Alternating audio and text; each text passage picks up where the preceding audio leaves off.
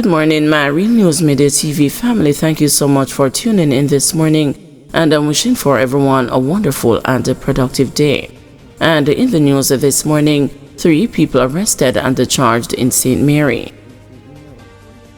3 people were arrested and charged after they were allegedly found with lottery scamming paraphernalia, illegal weapons, and uncustomed goods in St. Mary on Sunday.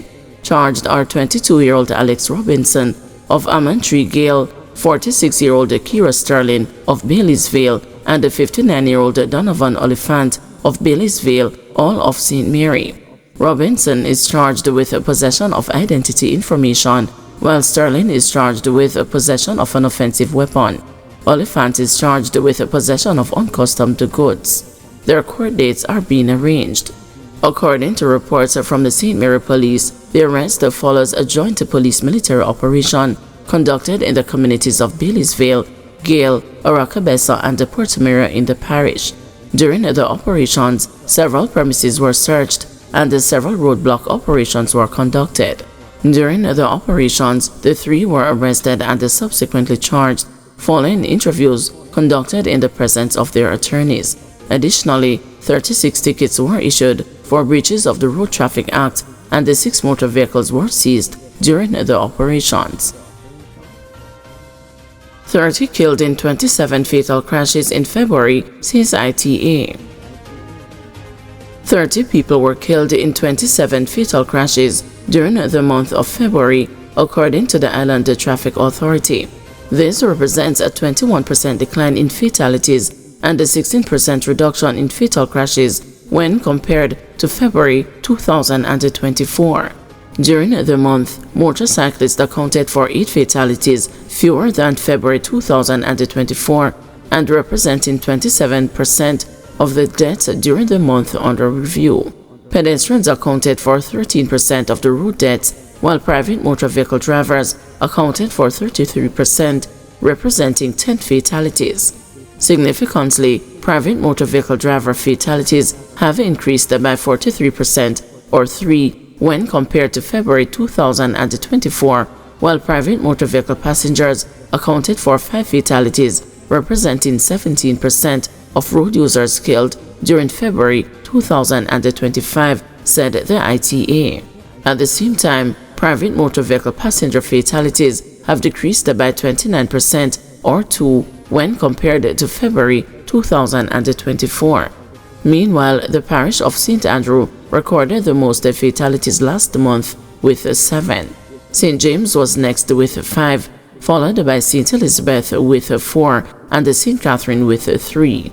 Kingston, Westmoreland, Trelawney, and Clarendon each recorded 2 deaths, while Hanover, Manchester, and St. Anne recorded 1 death each. The 3 eastern parishes of Portland, St. Mary, and St. Thomas were the safest in the country during the month of February, with 0 fatalities on record. Commissioner defends a new police uniform.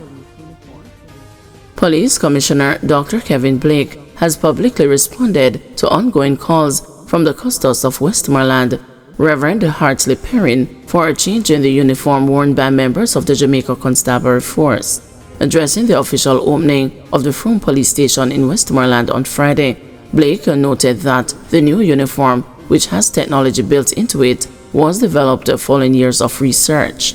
I will divert a little bit to respond to our Custos and to educate the wider public about this thing that we wear called our uniform. Our uniform has benefited from over 2 years of research. Our uniform is one that has in it significant technology built in. So this is not something that was picked up by the wayside, revealed the Commissioner of Police. Prior to the Commissioner taking the lectern, Custos Perrin, in his greetings, reiterated an ongoing annoyance he has with the new denim uniform, which came into effect approximately 2 years ago. My pet peeve topic, of course, is the uniform.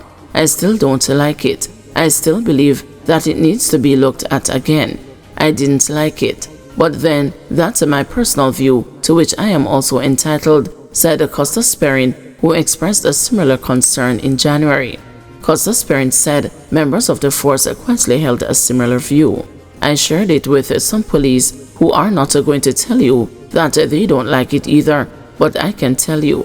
Think about it, argued the Costas. Costas' parent later explained to the news that he does not believe the uniform is serving its purpose.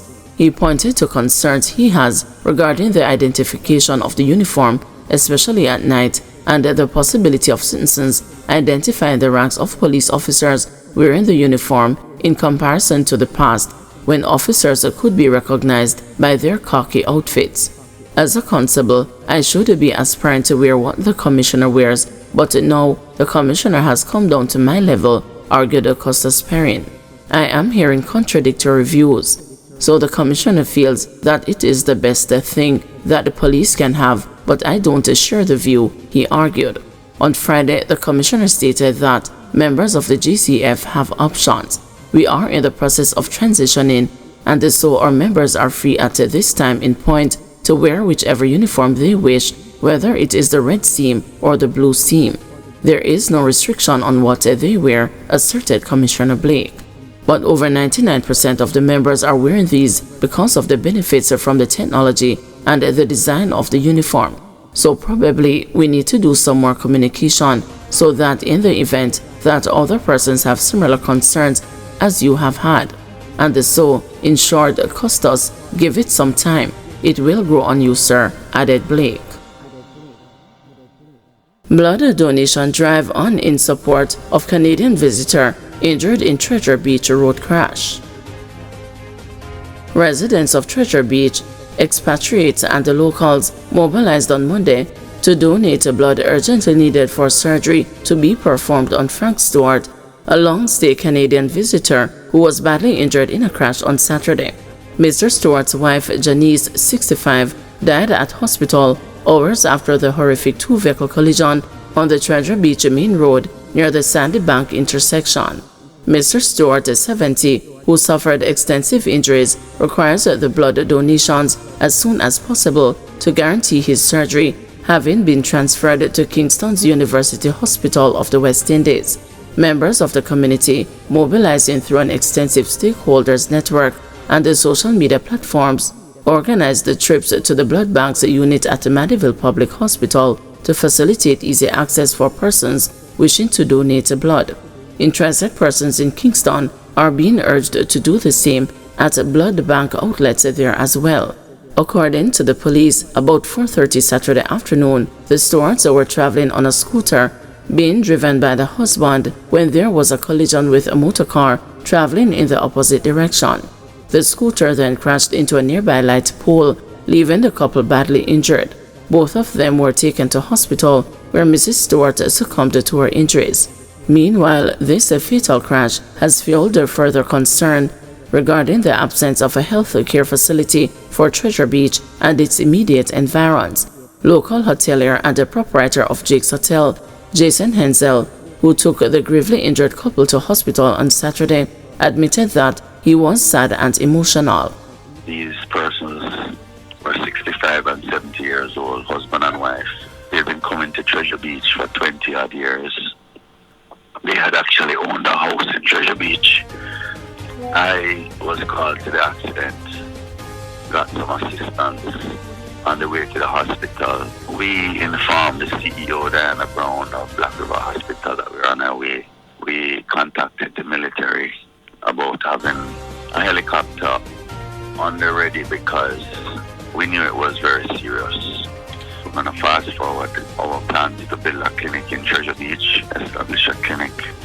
Not that that would have saved them, but it just shows you the importance. You know, when you're dealing with community development, health, and how to train first responders is a critical pillar of that.